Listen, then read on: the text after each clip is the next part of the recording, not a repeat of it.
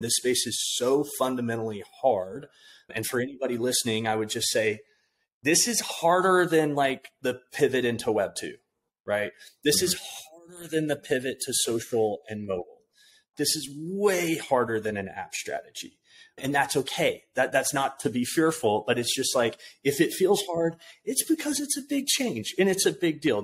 Welcome to W3G, the official podcast for Myosin.xyz and your go-to hub to learn the latest developments in growth and marketing in the wild and wonderful world of Web3. I'm Julie Octaviano. And I'm Blake Minaho Kim. Tune in each week as we talk to the best and brightest and keep uncovering insights so we can all grow together in the world of Web3. Today we'll be speaking with Jeff Kauffman Jr. Jeff is the founder of Jump, one of the premier Web3 communities for Web2 ad, branding, and marketing execs. Excited about the future of Web3. Jeff is a big brain legend in the world of Web3 marketing, and we're really excited to share a conversation where we discuss Jump's origin story, how he built the Jump community, the future of Jump, the education gap for Web2 marketers entering Web3, how brands can think about Web3, and insights on the future of social tokens, DAOs, and Web3 as a whole. This was actually one of our longest episodes yet, and packed with lots of juicy insights all around community and brand building. So we're really excited to share our conversation. So without further ado, let's get into it. Here's episode number 3 with Jeff Kauffman Jr. So Jeff, we've talked before in the past, but we love to kind of get into the origin story as always, right? So if you could just kind of tell people a little bit about your background, how you got into Web3, the Jump origin story. So let's get into that and we'll start there. Let's do it. First off, Julie, Blake, thank you for having me. Always honored to join and create content and do this stuff. So Jump origin story. Okay, so when you first see Jump, you see this name Jump, you see this Parachute logo. There's also sort of Parachute, the sort of corporate entity that funds and helps develop, create resources for Jump. So there's this kind of like theme that is all around Jump, which feels like skydiving and jumping out of planes and doing all this stuff. So that is definitely part of the origin story. In 2005, I started skydiving. That was also the first marketing work that I did because I launched a MySpace page for Skydive Dallas. RIP MySpace. Yeah. So my first professional gig, it was actually an internship because I was in college at the time. So it's basically like, how do I create my own internship, do what I want to do, build in the future? I want to be in social. So boom, combine skydiving with MySpace. And that was off to the races. That kicked off a 15-year career in marketing and advertising, specifically in social, really just always tied into social somehow. So ended up working on big brands like Chick-fil-A, Dr. Pepper, Home Depot, Snapple, and, doing Web2 innovation stuff, and eventually came across Web3, pilled, went all in, started thinking about how to build in the space. Literally the first thought that came to my head was, well, I'm going to need to go out on my own. This space is so fundamentally hard. And for anybody listening, I would just say, this is harder than like the pivot into Web2, right? This is harder than the pivot to social and mobile. I remember when apps came out, this is way harder than an app strategy. And that's okay. That's not to be fearful, but it's just like, if it feels hard, it's because it's a big change and it's a big deal. This is like a new internet, right? So this is a whole new mind shift. Yeah. It's a whole new mind shift. So that's just something I want everybody to feel okay with. Mm-hmm. This is like, I would say this has to be what it had to have felt like when there was no internet and then internet, or no computer and then computer. Right. We didn't have blockchain in our lives and crypto in our lives. And now we do. And it's a difficult transition for businesses in particular. So understanding that, I really felt like I needed to go out on my own, and I needed a parachute to jump out of corporate sort of bush job. And, I've made 1,800 skydives, big part of my life. So I created this company called Parachute, and it was just my parachute to jump into this new world. And I had no idea what Parachute was going to create, what it was going to actually do, but Parachute was the thing that was born. And so after ideating all throughout 2020, so this is when MetaMask had 50,000 wallets. OpenSea had 5,000 transactions. Fast forward to today, there's like another level, millions. Yeah. 2 million users on OpenSea, 50 million MetaMask wallets, right? So very early day. And it's just like started kind of creating in the space and finally landed on this idea that we need to jump into Web3, and it just was a natural fit. So like I basically started using this line of get your parachute ready to jump into Web3 in 2020. And that was like the genesis of how it got started. It's the perfect origin story because it really just ties into like your personal passions. There's the metaphor, and then there's the whole Web3-ness of it all, right? So it really works. I'm into it. I'm actually curious, though. I read your CoinDesk article, which I guess mentions a lot of what you just went through with kind of your beginnings as a skydiver and then diving into the early days of social media. So really kind of like Web 1, Web 2, and obviously now Web 3. So with that being said, I would love to know, this is a very broad question, but I think it's an important one. I would love to know kind of some of the similarities that you think those 3 iterations have, or your experience working within each of those 3 iterations. What are some of the similarities that you have found? And then on the flip side of that, some of the biggest differences that you found. I love this question. There's one similarity that runs through all of it. And I hope that it's actually real this time. So when Web 1 came out, Web 1 was like an internet, like an open world. We're all very connected. Information can flow. Yeah, exactly. Information can flow freely throughout the internet. And then Web 2 came along, and it was, cut out the middleman. Facebook was very much like cut out the middleman. Who were the gatekeepers? It was the big TV networks. It was the big print publications. And so there was just like direct to your audience, direct to your fans, right? And we just used these different words of just like, democratizing communication and media and all this kind of stuff. And so when we go to Web 3, especially if you're younger and you weren't around in 2005 or the mid 90s, a lot of the values of like set the creator free, cut out the middleman, advertise, X, Y, and Z.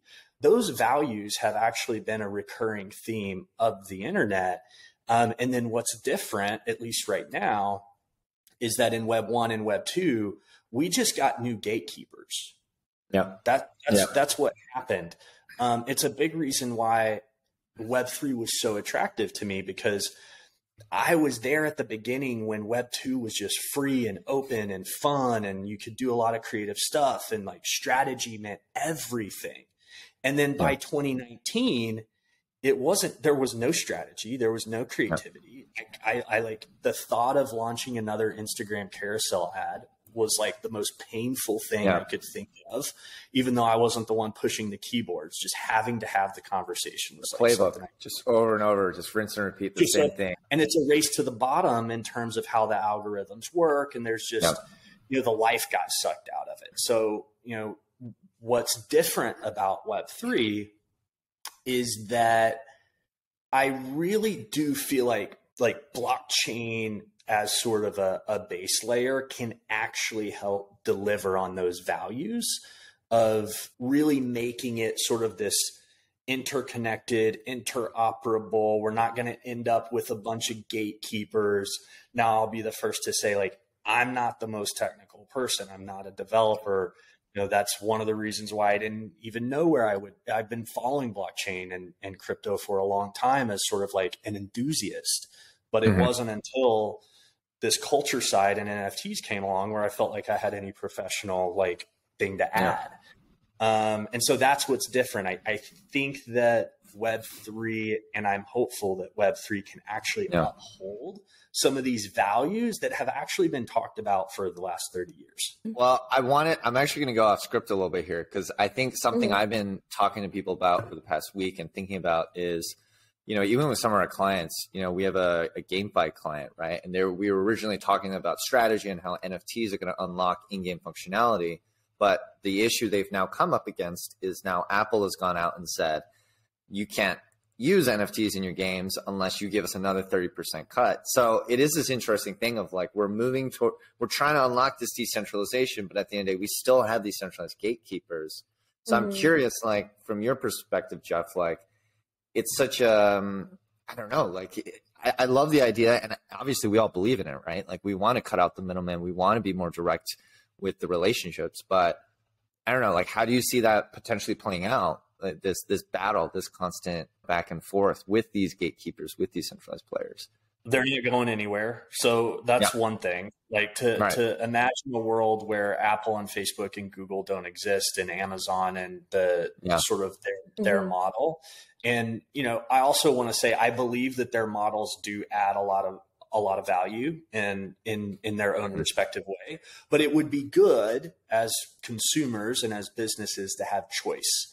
And to have healthy, fair competition. So I'm not going to stand up and say we need to do away with Apple and Google and Facebook. I think they're fine. Like, let's have them. And also they're not going to go anywhere. And so really what's going to emerge over the next 10, 15, 20, 30 years is kind of like a parallel world, a new option. And then they're going to have to play with each other. And so I actually compare it to in the early days of the digital rise and digital media and all this stuff. You know, you had the people who were the maxis of social and digital, and it's like death to TV, death to magazines, death to traditional media and all this stuff. And then what you saw actually happen is all of these digital maxis eventually realize, oh, you need an omni-channel media strategy. You need an omni-channel marketing strategy. It's more omni-channel. And so as we build for the future, it's the same thing. It's a new type of omni-channel strategy. I don't know what the right word for it, but it's building an entire ecosystem for your brand and your customers that leverages both of these worlds, and just knowing how to navigate that's going to be really hard. But the brands that do it are going to be the brands that win. That's actually a good, I guess Blake's question was a good segue into what I was going to ask, and what you just answered, Jeff, is like elaborating on my original question in terms of actually like community building and brand building, which is obviously your bread and butter, honing in on what the key differences are, how you pivot to doing that within this Web3 world. And if I'm not mistaken, I think Jump, you're very Web2 brand heavy, and you know those are the Web2 brands that are actually curious about transitioning to Web3. So I guess like what sort of strategies, or how do you implement strategies for that that's different than what you were doing in the early days of social media back in your skydiving days? Yeah. I mean, just the onboarding people to email and social and standing up these comms channels in the early days, every CMO that we would talk to in 2010 would just be like, what's the ROI? It seems small. Like, I don't understand. It's a lot of work. Like, holy cow, this is a lot of work, and there's nobody here and all this stuff. And so, you know, from an onboarding perspective, you just have to be comfortable that a good portion of your customer base, especially if you're an established brand, isn't going to care, and they're not ready for it. And you kind of have to just kind of, one, be okay that it's very experimental and that it's really, really tough to put an ROI to it right now.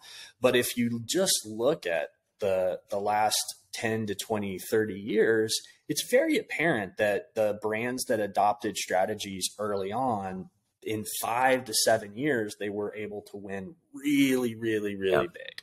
And you know, what's challenging about that is, I think there's a stat, like the average Fortune 1000 CMO is in their position for like 18 months. Right. And so if you're, if you're in these decision-making roles and you're operating on quarterly, like P&L and performance and profit, and you're really not even going to be in your job, and it's very hard to have this 3, 5, 7 year time. Long-term view. Extremely hard. And that's because, back to your question, from an onboarding perspective, one, you've got to understand, do you have customers that are Web3 like curious and they're willing to go down this journey with you? And then if not, how do you start to create an experience where you basically make all of the technology disappear behind the scenes, while being extremely careful that you're not just going through the motions and internally you're saying, hey, we're doing Web3 stuff. But as you strip away the complexity, you're actually like not doing Web3, right? And you're just saying you're doing Web3. So it's just a very fine line to say, hey, to onboard, we're going to really strip away all the complexity of this. But how do you make sure you're still fundamentally operating and using Web3 tech? Hopefully that answered your question. Well, I want to follow up on that, actually. I think something we think about all the time at W3G is, very kind of thinking through actual growth and community and how that actually works in the tactics.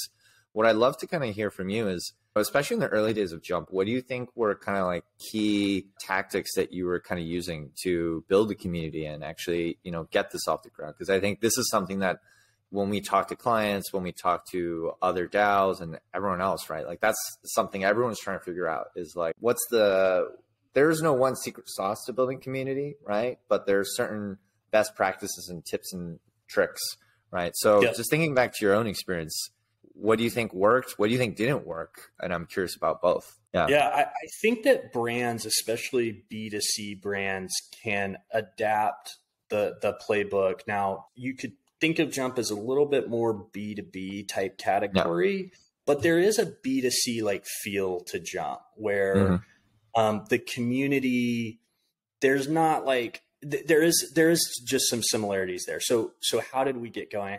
When I first started talking about Web3, like you could probably go look at my first LinkedIn post that I ever posted about it. Not a single like, not a single comment. In fact, I had some of my friends, they like literally made fun of me on like spun up text messages. And they were like, Jeff has literally lost his shit. It like people like my own friends, because, we make fun of each other all the time. They made fun of me. And so like, they're like, what the hell are you talking about? Web3, do this. That's part of, okay. So in the early onboarding days, how do you maybe strip away some of that language? Now for me and Jump, using the language was very important. It was very important to use new words. I'm a big believer in the human species are one of our biggest superpowers is language. It's the best technology we've ever invented. Narrative. It's everything. Yeah. It's narrative, it's story. And guess what? We have to come up with new words for new concepts. And so there's a part of us that we just need to recognize that, hey, this is actually a superpower, but some people, it takes a long time for them to come around. So tactically, I was doing a lot of one-on-one conversations, right? I did the real hard work of, and this is when we were all locked down during COVID, but I would get on Zoom calls all day, every day, getting on the smartest people in my network. And I'd present to them a trends presentation and just be like, what do you think? And they'd be like, holy cow, this is crazy. This is awesome.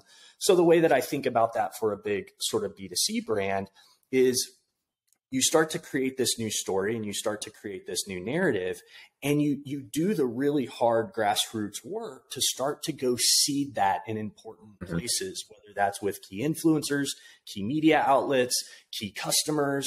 If you're a brand and you have retailers, your key retailers, right? It's really the hard work of these one-on-one conversations. But what you're doing is you're building this incredibly high value network of trust and interest. And then that's how you start to launch from there. So after I did that, after I met with probably 50 people in one-on-one meetings, then we start to say, okay, there's this thing that we're going to I'm going to go build and launch. And I was very sort of vague. I was just like, here's a URL. The URL had no information. It was just like sign up, very like mysterious, if you know, kind of type of stuff. As soon as we hit 30 people, I scheduled a Zoom call. I put it on everybody's calendar. I sent them an email and I said, I was like, you've all signed up and we're going to hop on a Zoom call. 30 out of 30 people joined that Zoom call. Wow. Okay. That's impressive. And this was a couple days before Bored Apes launched, to give you a sense of time. Wow. Okay. Just where this is May 2021. But the reason 30 out of 30 people joined was because we had connected before that, and they were very invested in what this could be and where it could go. And basically from there, I hosted 3 Zoom phone calls, about 30 people on each call, presented ideas, presented strategy, presented like just thoughts, tried to add as much value as I possibly could for their time. And then we would have a discussion, and people loved it because it was like, holy cow, there's people from all over the world, and I'm meeting new people, and this is already like fun and exciting. And we haven't done anything Web3. We're literally on a Zoom phone call, like looking at a deck. And then after we had sort of about 100 people, that's when we opened up Discord. And from there, we didn't actually do a single Web3 thing until we launched. Well, I take that back. We introduced our tipping token, which is an ERC20 token. So a very basic sort of Web3 kind of mechanic to play with. At the time, it was like, very novel, and nobody was doing that. Free tokens. Yeah. Now probably not as interesting. That's just the benefit of getting started. Evolving. And then really we didn't do anything really seriously Web3 until we launched the Sky Club NFT in August. So well over a year after sort of opening up Discord, and well over 2 years after having those initial one-on-one conversations. And then once Discord was opened, I have to stress the fact, every person that joined, for the first 1,000 people, I would send a personal email to with a link to my calendar. And I had over 700 one-on-one phone calls with individuals. Every day I'd wake up and I'd have 5 new meetings on my calendar. I had no idea who I was about to talk to. My God. Yeah. The hard thing about hard things. Yeah. And that created, and so that's just, if I just kind of like, okay, how does a brand take this? It's like, you have to do the hard work. You have to be very personal. You have to do the things that don't scale. Yeah. You have to understand, who do you want to build these like long-term relationships with? And then once you have that sense of trust and that sense of camaraderie, then you can start to do these harder things. Yeah. Like do stuff in Web3. Yeah. I love that. And I think it resonates with me personally, because I think it's the same thing we had to do with Myosin from day one. Is like, that's how we built our communities from day one. Like literally all I did is same thing. I think you do that at even a higher volume, but it's like, and I'm still doing it. We're now starting to move away because we're kind of reaching that threshold. But one-on-ones, constant buy-in, bring in those people, grassroots, and then you can let them grow from there, right? So that resonates. I love that. A follow-up here. So Jeff, I think something obviously right now, and this will probably date us a little bit when this comes out in a couple of weeks probably, but that's okay. But yeah, so thinking about what just happened with FTX and the constant issue with the centralized exchanges, which we thought were regulated, but clearly they are regulated to some extent, but really they're just offshore companies that were just playing with people's money, right? As that happens and kind of creates a lot of bad PR, essentially, right? Like, I know something that you've talked about a lot in the past is the power of social tokens, right? I'd love to kind of understand your thoughts on how this impacts the future of basically Web2 adoption for crypto and Web3, because I think it's an interesting thing where, at least for the mainstream, right, a lot of people think crypto and they think that's all of Web3. And I think for people who are super deep in the space, we recognize there's some more nuance and they're not all the same. But we'd just love to get your thoughts there in terms of kind of how, whether or not it totally sets back the industry, or how it's going to impact brand adoption, particularly for these technologies as this bad PR comes out and people get scared, and how they can address that. Yeah. I mean, even if this does come out like a couple of weeks ago, I think our POV here today is very different than sort of the rest of the industry. We can talk about it from a brand perspective, from a perception perspective, a little bit more nuanced.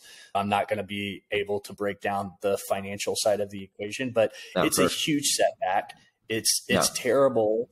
for the industry. We need to not have these types of things happen. I saw a lot of people compare this to Mount Gox, but if you say, oh, well, what's Mount Gox? I don't remember Mount Gox. It's because crypto in 2013, when Mount Gox, which was the primary exchange holding everybody's Bitcoin, got hacked, it still wasn't on everybody's radar the way that FTX is. When I look at FTX, FTX is on stadiums. It's the brand is in. Tom Brady.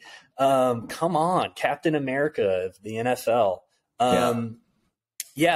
It's sort of like, if you're kind of paying attention, if you are somewhat leaning into the space, then it really does cause this sense of concern of wow, usually if you go to any sort of brand strategy and brand insights sort of stuff, one of the best ways to build trust for a brand is to align with respected athletes and do stuff in the sports category, right? It's just a very safe place to play.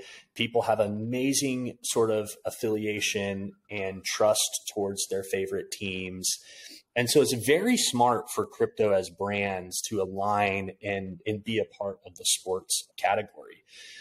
Fortunately, these leagues and these teams, they're not equipped to do the due diligence on whether or not FTX or any company is a fraud. So it sets us back. It's not good. But do I think that the sort of crypto and the whole space will rise above it? Absolutely. And in some sense, we may figure out some stuff a little sooner. We may get things sort of sorted out. We may get things sorted out and in a better place because of something bad like this. And people are like, hey, we really, as an industry, we need to do a better job of self-policing, because that's really what this is. We need as an industry to do a better job of self-policing, not say, oh, we need regulators to self-police us. If there's a big fall here, it really is the VCs who did not do the due diligence that they should have been doing in terms of backing a company and digging in and all of that stuff. So our friends in the VC world need to get their act together. They need to do better work and do stronger due diligence in terms of who they're giving this capital to go build. Some of the stories that are coming out about, I think it was Sequoia, right? Did you read the Sequoia article where they're talking about during one of the pitches, and it turns out that SBF was just playing League of Legends the entire time, and the investor just eating out of his hand? It was insane. Yeah. There's some crazy stories out there. Kind of going back to the marketing side of things, when we were discussing kind of the strategies and the tactics that you personally had with community building and brand building. Obviously, Jump, you have a lot of Web2 marketers just kind of beginning to dip their toes into the Web3 world. So I guess with that being said, what have you found are the most common questions that new joiners have when they're entering? And I guess with that, what are kind of the biggest education gaps you think there are based on some of those common questions?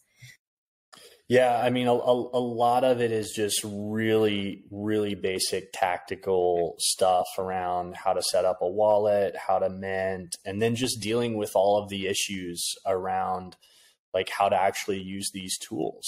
Now, bigger brands with bigger resources are very well equipped to make sure these are really good and seamless experiences. But if you go look at Nike's recent launch and their swoosh.nike URL, if you scroll down to the bottom, there is a lot of factual type of information, like a little FAQ that's very present. There's a lot to read. There's a lot to consume, and it's there for everybody because, and think about it.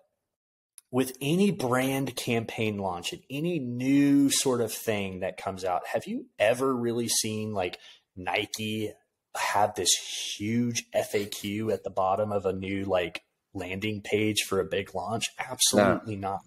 Absolutely not. And so if you're trying to think of okay, well, what are the most common questions? Literally go look at Nike's their FAQ. They're literally listing all of the common questions there. And it's stuff like, what is a virtual, you're using new language. So in Nike's case, they're not using NFT. They're not using digital collectible, right? From a communication standpoint, we've seen the Web2 platforms gravitate towards that phrase digital collectible. That doesn't fit Nike. Nike needs to do something else. Also, this is classic, like sort of comms and positioning and building your brand. Yeah. So what's the word that Nike uses? Virtual goods. Okay. What is a virtual good, right? It's like, you not only have to sort of like provide answers to all of the common sort of technical questions and like what the space means and like classic definitions, you also have to be prepared to answer questions and help provide information on these new words that you create as a brand, as you try to sort of position yourself differently and create this new ecosystem. So you're going to be creating new words and you have to be ready to explain those as well. So yeah, that's a fundamental piece. Tons of questions. Be prepared to have a lot of FAQ. Be prepared to have basically say we don't have a customer support team. Everybody's job is customer support, right? That's kind of the mentality that you have to have as a team. It's just, we all answer questions. We all do it. We're just gonna, it's just brand new. The community's got to support new joiners. You know, that's how you bring them in. Aside from Nike, are there any other Web2 brands that you think are doing just like an amazing job at leveraging and experimenting within Web3? Actually, yeah, I'm going to throw everybody that's listening and both of you a curveball on this. I'll take it. And I'm going to call out Soapy Joe's Car Wash in San Diego. Have you heard of it? And the reason I want to call this out, because we all always get caught up in, oh, Nike is doing this. Oh, Starbucks is doing this. Of course they do it. They have hundreds of millions of dollars, incredible talent. And you can go look at Soapy Joe's Car Wash in San Diego, and you can see a pretty good Web3 execution from a local car wash. And they leaned into. Oh my God. I'm looking at the the article. This is incredible. Yes. I think this should be a case study. I think like for both of you, as you're pitching new clients, it's like, if Soapy Joe's can do it, so can you. So can you. Yeah.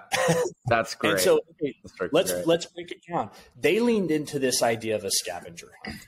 Which I think is like totally, when you start to think of like the magic wheel of strategies and ways you can deploy NFTs, they basically said, hey, visit all of these locations, collect these NFTs, and then that's going to start to unlock free car washes, right? And then if you read the article, they just had insane engagement. They got national coverage for what they're doing.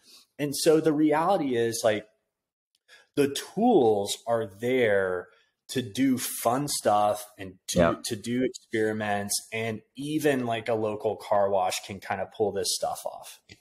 This is incredible.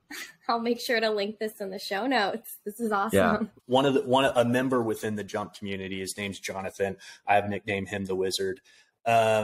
He is awesome at finding these like small, medium-sized businesses and brands and sharing them in our Jump Discord. And personally, I get super excited when I see smaller brands, legacy smaller brands and small businesses operating in this space, because it really does just show that it's complicated, it's messy, it's hard, but like, yes, you can do it. But if you activate it in the right way. Yeah. Right. Yeah. I love that. Yeah. I think that's kind of the key take. I mean, what I'm hearing from you, Jeff, and correct me if I'm wrong, but I think it's really like, there's so much potential that these can lock, right? And I think this is what people oftentimes lose sight of, particularly even within our own industry, is like, people just think about NFTs and like flipping NFTs and how do you make money. But when it comes to the brands, it's got to be like, what is the value that's unlocked for your specific type of customer, right? So I'm loving that. I was just reading through the Soapy Joe stuff. So they're incentivizing people to visit different locations and collect the NFTs for each one. So that works for them. And then I'm just thinking through like, I guess you just really have to understand who's your customer, what do they care about, and how can you like tie it into what you're doing in a really interesting way, right? And you better believe that some major sort of fast casual restaurant chain, think Taco Bell, think McDonald's, there is some sort of incredible scavenger hunt NFT collectible thing that you could launch that actually would drive sales and be super fun to like do. I mean, I think back to myself when I was 14, 15 years old, I made $25 a week. I spent $20 of that on Taco Bell. I would have been all over trying to get to as many Taco Bells as I could to just collect NFTs and these little things and buy these different like burritos and have like a ton of fun. And it literally would have been what me and my friends do on a Friday night. Speaking of scavenger hunts, that's actually something we're building at Myosin. Just a like shameless little plug here, but yeah, there's a lot of potential there. I'm freaking excited. And actually, if anyone from Taco Bell's listening, they should talk to us and jump, because I freaking love Taco Bell.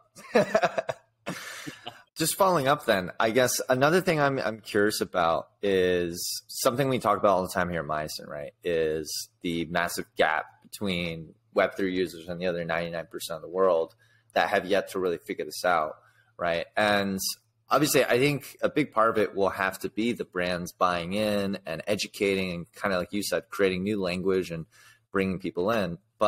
And this is more just a high level kind of postulation question, but I'd love to kind of get your thoughts on what do you think are the key steps that we need to get or maybe it's like key things that need to be crossed off for us to even start to get close to mainstream adoption, right? Because I think even when Web2 brands are looking at this stuff, it's still very much experimental, playing around with their most loyal customers.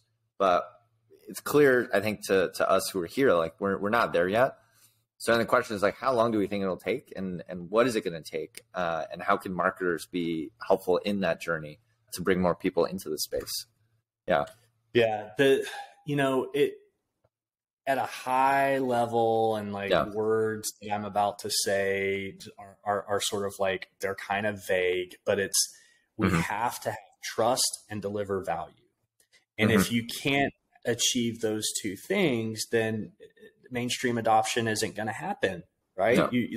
You can't grow some sort of new product or new thing without people trusting it, because if they don't trust it, they're not going to try it. And then if they do try it and there's no value, they're not going to keep using it or recommending it to friends and whatnot. So we have to do that. We have to have trust and we have to have value. Now, where brands fit into that is brands, whether you're a local business in your own community and you've built up that trust for a long time, or whether you're a Starbucks or Nike and you've built that brand equity and that trust, brands are going to play a really important role in onboarding and taking Web3 mainstream, because they have trust.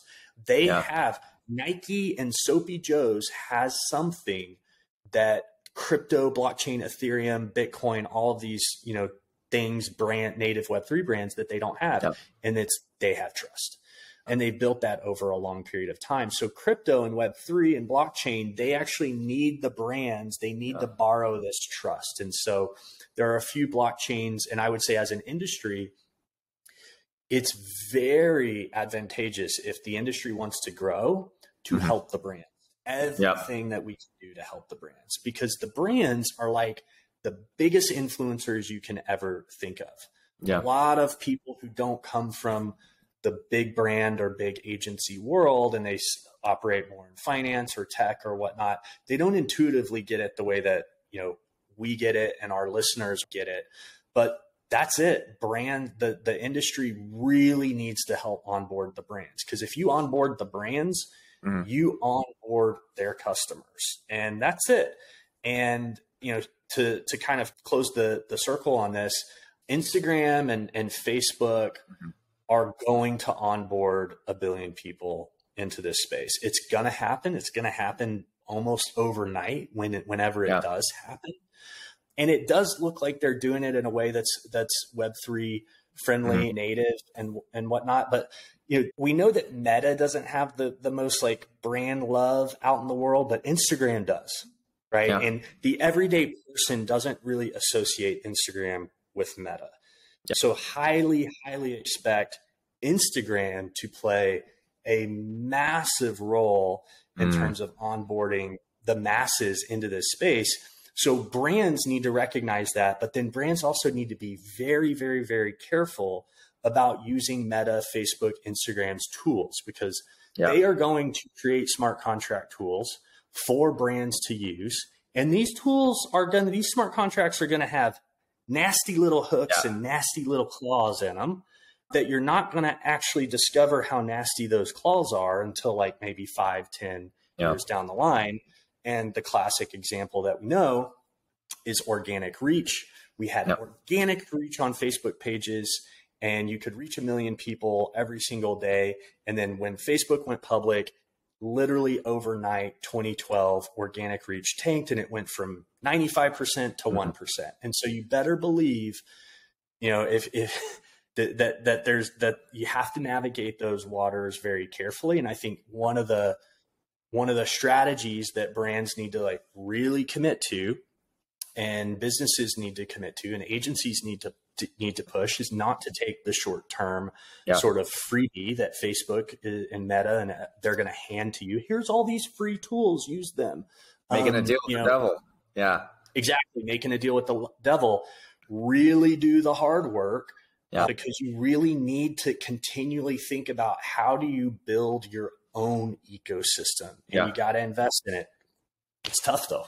That's the whole point of Web3, right? So it's interesting because it really requires a combination of what I'm hearing is like the brands, but then also we need some kind of more Web3 native ecosystem players, right? So maybe it's it's early, right? But Lens Protocol, they're building decentralized social media. They're nowhere near the scale of where they need to be. They don't have the distribution. It's the earliest days. So we'll figure it out, I guess. I don't know. Polygon is probably doing the hardest work and the most active work in terms of onboarding brands. When you look at Nike's, the dot swoosh ID, that's being powered by Polygon ID. Yeah. And that team, it's hard when you're a brand. Who do you pick up and call Ethereum help desk or Bitcoin help desk? Like, hello, Vitalik, what's your support? It doesn't exist. Yeah. And so Polygon has done a really good job of building what seems to be strong, decentralized tech that holds on to a lot of these values, plugging into the security of Ethereum, but then offering sort of the scalability of an L2. And understanding how to build a partnership and a business development team that can answer and help these brands along. Yeah, I think I would be remiss if I didn't talk about Web3 and how, when we talk about brands, obviously agencies are another part of it. So I'm curious to hear, and I think I've seen you talk about it before, but just thinking through Web3 fundamentally disintermediating a lot of traditional models. One of the things obviously we're trying to do here at Myosin is kind of reinvent the future of agencies, but I'm curious how your perspective on, how Web3 is going to change traditional advertising, branding, marketing agency models, and how DAOs might fit into this new future, right? So what's your take on that? What do you think is going to happen? Do you think the WPPs of the world are still going to be around in the next decade, or are they going to evolve and become something else? Or I don't know, you tell me. Yeah. So I'll always say these big companies and institutions are really hard to take down. They usually don't fall overnight unless there's some sort of fraud or something really bad kind of going on behind the scenes. So I don't think they're going to go away. But if we look at the history of how did agencies form, and then how did these big brands form, really the giant holding groups and the Fortune 1000 brands, they grew up together. They grew up side by side, and they basically established their own economy and their own system together. And so fast forward to today, what do we see? We see these new types of brands that we've never seen before. Like Ethereum is a brand and people do work for it. And that work's going to change over time and have new components to it. Uniswap is an incredible, new brand. MakerDAO, as Lens actually becomes a protocol and a brand itself. So you have these new types of brands that are fundamentally built differently than, let's say, like how the Fortune 1000 are built. So I 100% believe there's going to be a new agency model, but I think that agency model will be discovered and built through working with these new types of brands. Because the reality is, if anyone is working for a legacy brand, you will have to mostly adapt your model to how their organizations are set up and run. The new, most innovative agency models will come from working with Uniswap, from working with MakerDAO. And so what I think will happen, you'll just have this new emergent category of like, because Uniswap's not going to go hire WPP Holding Group to go do the work that it needs. It doesn't make sense. Yeah. Exactly. And there's no way that a Fortune 1000 would be able to work with this wild networked world of anonymous service providers, right? And so, yes, I think we're a really long way away from it. But if I had to sort of point my antennas to like, where will that model emerge? And if I wanted to build the model, who would I work with? It would be, start working with Uniswap somehow and MakerDAO and Nouns, right? And like, that is where I think this new model could emerge. I love it. That's good to know. We're mining all the insights. It's great. I'll go ahead and I'll talk about a little bit of my strategy, a little bit of Jump's strategy and where this could play. And Myosin and Jump might cross paths in this sense and team up as a superhero Avengers team to go do something. But when I look at something like Nouns DAO, Nouns has $50 million in the treasury. When you look at if you were to try to say, what is the valuation of a startup that has 50 million in the treasury? They have this vibrant community. They've actually built real product that has real value that works. What's the valuation? I don't know, probably $5 billion. The Nouns DAO is major. No doubt. It's a startup valuation. It has to be you have to 10 or 100x that 50 million, right? And so knowing that, you have to hold a Nouns in order to pitch a proposal and work. So one of my goals is for Jump and Parachute to have a Noun. And I want to get it before the bear market turns around, because Nouns are about as cheap as they're ever going to be at 40, 50 ETH, which is still a pretty penny. But if you can imagine this future forward world of, what if Nouns is $100 million sort of organization market cap thing, and you hold a very sacred thing that allows you to pitch proposals and ideas, that I think is the future. That's one of the components to answer your question. That's one of the components of what does a decentralized sort of, or what does a new agency model type look like. I don't think you, as an agency, you're going to get the work that you want unless you hold the asset of the native thing that you're trying to work it's for. True incentive alignment. Yeah, exactly. And then in turn, I think it becomes very advantageous for a Nouns if they understand that this community is providing a lot of value and a lot of work. It might make sense for them to start to acquire the asset of that community. And, now this starts to go to this thing of token swaps and what's not, which I don't think work. I don't think hey, I'm going to give you this and I'm going to do this, and then we're going to go handshake and go on our day and we're going to be aligned. I think it has to happen very organically, but that's what I think you start to see is you start to see these decentralized networks who coordinate themselves around a token. And then they, you don't get in the ecosystem and you can't partner and you can't win the business. Your new business proposal won't go through. And honestly, Jump is getting very close to that point where the community is getting to a big enough space where I will not have a conversation with anybody unless they hold a Sky Club NFT. It's like there's too many people in the community. Yeah. There's a lot of holders. My responsibility is to give them attention and us to figure out a way to work together. And so it's quite like, as Jump and Parachute and the whole ecosystem grows, it's like you won't be able to participate without holding the token. It just doesn't show that you're aligned. That makes a lot of sense. Yeah, that's super interesting. I feel like we're not in that exact way, but I know Blake and we had a conversation about like our own governance and treasury, where we're trying to get to a place where the Mayo token is of the utmost value and incentivizes our members and even like any sort of partners that we end up bringing on to want to acquire that. And going back to Jeff, what you said, it provides value, or there's the trust, but then it also provides the value. And I am incredibly respectful of the institutions of like the big holding groups and, WPP, Omnicom, and Publicis, right? I think that there's brilliant, smart people inside of those organizations. And, we always have to constantly separate the institution itself, the non-human thing from the people that are inside.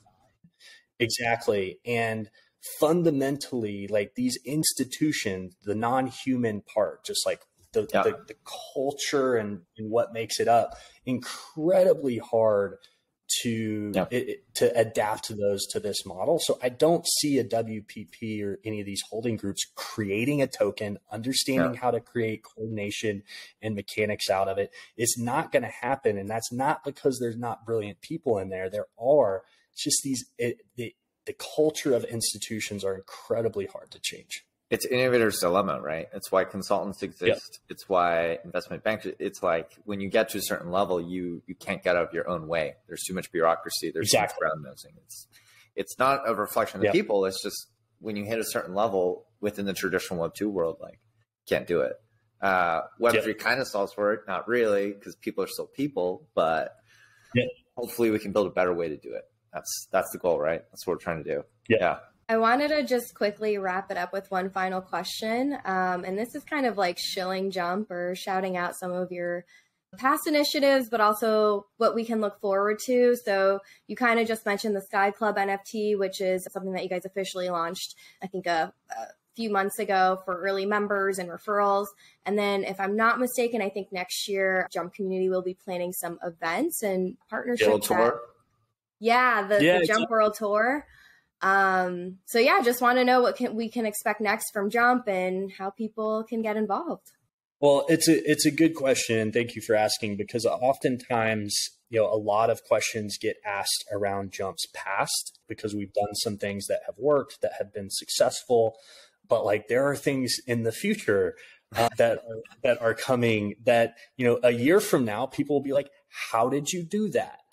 So when we think about what's coming up for Jump, so maybe this will be live, maybe it won't be. I'm not really, it doesn't even bother me if there's nothing on the domain yet when this goes live, but jumpnews.xyz, they're literally going to go live, and it's going to be Jump's proper media brand. It's going to be a startup. It's going to operate and feel like an actual startup.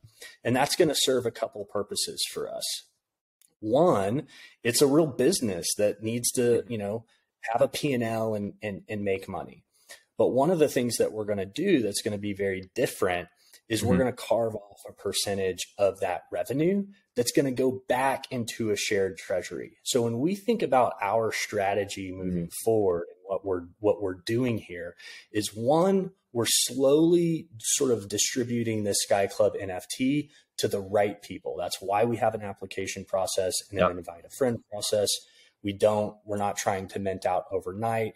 I think the mint window model that I think we did before anybody else is going to be quite common.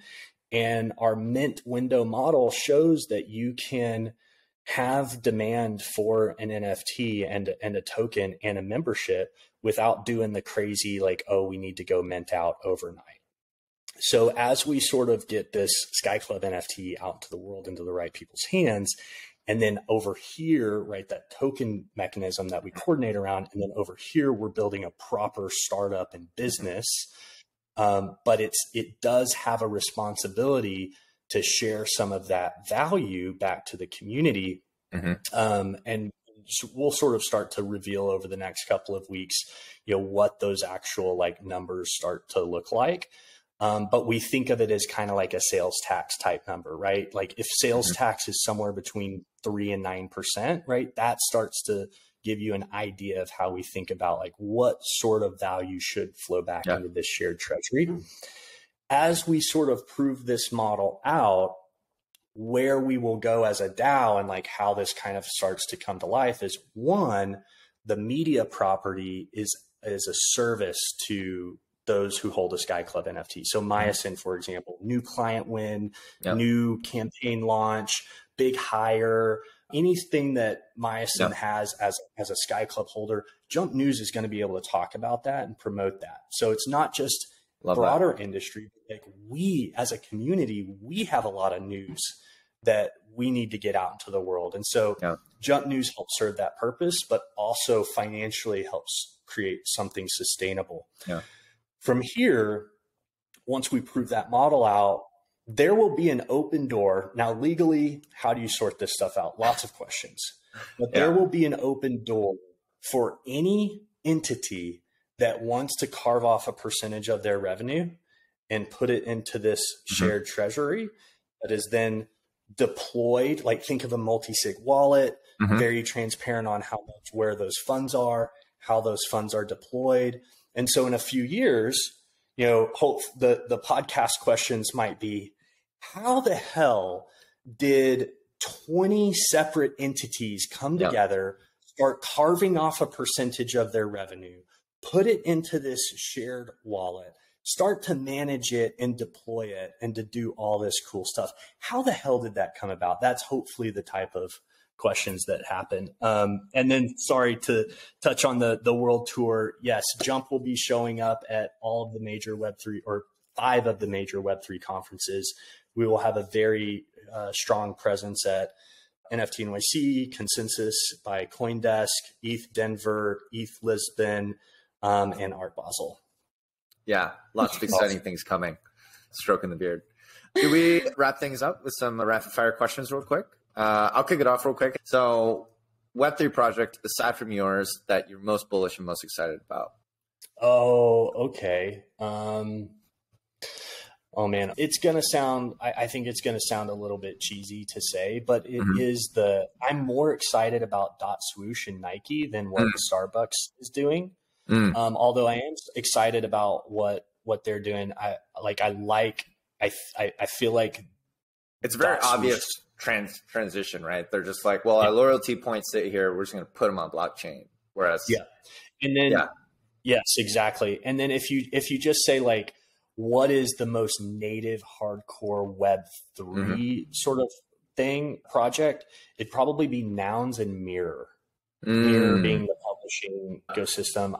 I'm really excited about media on chain and communication on chain. So that does dovetail a little bit into like Web3 messaging is something like wallet to wallet communication, or just on chain, off chain token message, just messaging that's more familiar to the space. So XMTP would be a protocol that I'm very interested in there. So if that's kind of the hierarchy. Swoosh from a big brand perspective, Mirror and Nouns DAO is like this kind of NFT kind of new brand publishing media. Are you guys going to put Sky Club News on Mirror, or is it going to be separate, by the way? I was just curious.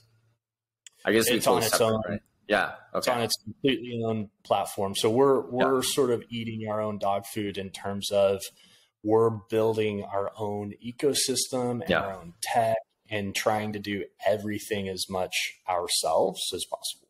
Love it. Love it. Cool. Awesome. All right. Just jumping into the second one, biggest professional learning from this past year. Oh, wow. Well, I will say the space is moving way faster than I thought it was. So I do have a privilege of being in the space before anybody was talking about it, and when my friends would make fun of me for talking about it, to seeing like the growth. So from a professional standpoint, macro strategy, I have learned and believe that something is being built and something is happening that is so much more exponential that we really understand. So we have to, like, I try to tell myself that every single day, especially as a builder in the space.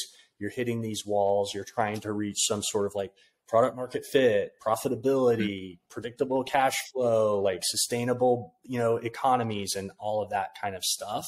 And so from a professional standpoint, it's just like, try to build, try to ship products, do all of that stuff, and just kind of have that faith that the space is actually growing at a speed that we don't understand and is going to be way bigger in 5 years than we can actually predict and talk about. I love that. And that's why we all just need to partner up, right? Link and build in the bear market, because we all got to do it together. Okay, next one. $1 million. What would you go build on Web3 today? Again, outside of Jump. Let's say someone came in and said, everything with Jump, you are legally barred from doing anything tied to it. If you had to start over and you had $1 million, what would you go and build? So I think that there's something really powerful that can be, I think that Web3 unlocks social good in a way that we don't really understand. So one of the terms that I use is the UGC has a new kid on the block. It's user generated capital, not user generated content. And I believe that tokens, it's a type of technology that unlocks the value in the market cap of like an idea and a social network, like a group of people. And so I believe that tokens are going to be able to coordinate people and reward people for doing just like really good things, like just cleaning up the ocean. It's been incredibly hard to get the resources to do work to clean up the ocean. But although there's a lot of people who sort of believe in it. So I think that there's this massive opportunity to unlock the value and therefore accomplish things as a group of people that we couldn't accomplish before because you didn't have the resources.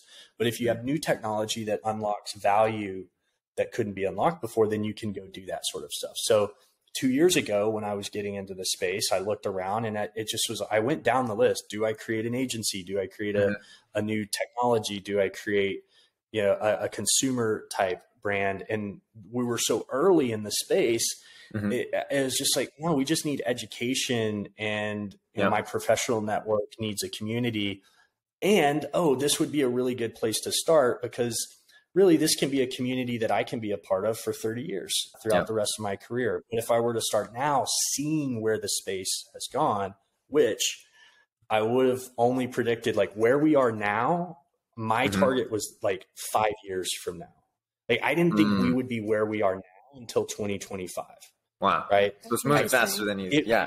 Absolutely. Like when I was in 2020, when I was doing my research, if you'd asked me, Jeff, when is Visa going to buy a CryptoPunk? I would have said 2025 at the soonest, not 2021. And so if I were to start now, knowing how fast things are going, I'd probably try to say, okay, what's a hard problem that no one's ever been able to solve? Because sort of, you have to ask the right questions to get to the right answers. And so the question that I would ask getting started is, what's been a hard problem to go solve that was traditionally incredibly difficult to get funding for, right? And I think that's where you can apply token economics and this new technology. And there's two reasons there. One, there's a real pain, right? There's a problem and it's difficult to get funding for. So now you have this like desire, right? If you're like, oh, I want to use tokens to sell more hamburgers. It's like, no, we understand how to sell hamburgers. Like it's fine. So the way I would problem solve it at a 10,000 foot view is, what are hard problems that have traditionally not been able to get funding for? And then how can we start to use NFTs and tokens to go tackle those problems? And more than likely, these are good problems to solve, like cleaning up the ocean or literally anything in that vein. nonprofit fundraising using tokens. There's got to be something Yeah, there. but see, it's not a nonprofit. Yeah, yeah. Like this is why I'm more bullish. Yeah. I'm more bullish on DAOs than I am NFTs. Yeah. I'm way more into even if it's not the most purely like decentralized autonomous thing. It's like there's always going to be a spectrum in different parts. Yeah. But I believe that NFTs and tokens mixed with these DAO models and tools and concepts, that people can be organized and equipped with resources to go accomplish things and coordinate at a global scale in a way that's just like super, super powerful. So I would look into that area and think about what crazy problem that exists in the world that hasn't been able to get funded, and try to use tokens to go tackle it. I love that. And then last one, and this one's just kind of bring it back home, I guess. Talking about brands, talking about Web2, talking about Web3. If let's say Jump was an agency and you could go activate a Web3 project for any brand out there that hasn't done it yet, what brand would you want to work with, and what would you want to do off the top of your head? Yeah. So my absolute favorite brand, definitely my favorite brand in the world's Red Bull. I've jumped out of planes with the Red Bull team. I've been on world record training skydives with Red Bull skydivers. It's a brand, being an action sport skydiver type person, it's just a brand that I've absolutely loved. I've always admired. I love how it's a private company. I think private companies can do things that a lot of public companies can't. Obviously, the same is true in the reverse order. Yeah. But Red Bull would be no doubt a major brand that I would love to work with. I love that. Well, thank you so much, Jeff, for coming on. This was incredibly insightful. Yeah. It's crazy. We chatted for literally over an hour, which I think is a record for us. And even though we're early days on the podcast, but truly have so much, important stuff to share. And obviously you have years of knowledge, not only in Web3, but also, Web2 and Web1. So appreciate you coming on and sharing, all your insights with us. Julie, Blake, thanks for having me. Best of luck. And let's go change the world. Let's go change the world. This is really awesome. Good chatting, and I'll see you guys online. Awesome. All right. Thanks so much. Have a good one. We hope you enjoyed this episode of W3G. If you'd like to learn more about Web3 marketing, please visit myson.xyz to get started. And of course, if you're a fan of the show, please be sure to show us your support by subscribing and leaving us a review on Apple Podcasts, Spotify, or whatever platform you're using to tune in. Thank you so much for listening, and we'll see you next time.